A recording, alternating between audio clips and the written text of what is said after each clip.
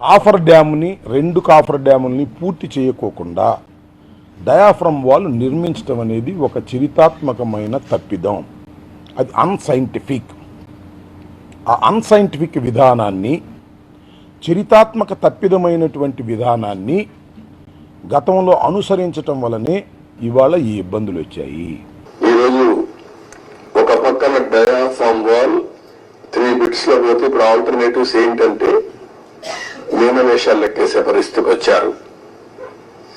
ఇందులో ఆ 2 బిట్లు కానీ ఎక్కడికక్కడ ఒక parallel D wall, diaphragm wall హైట్కి ఎక్కడ డ్యామేజ్ అయిందో దానికంటే ముందు ఒక ప్యారలల్ గా పెట్టి దాన్ని కవర్ చేస్తే 447 కోట్లు అవుతుంది.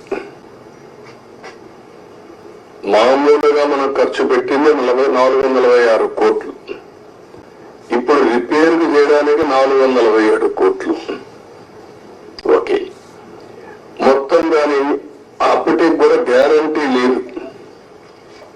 ఈ డయాఫ్రమ్ వాల్ ఈ ప్యారల్ గా 447 కోట్లు ఖర్చు పెడితే మిగిలిన భాగం అంతా పర్ఫెక్ట్ గా ఉంది, ఇంక ఇబ్బంది లేదు అనే పరిస్థితి లేదు. కాదు, మొత్తం డయాఫ్రమ్ వాల్ ప్యారల్ గా కట్టాలంటే 990 కోట్లు.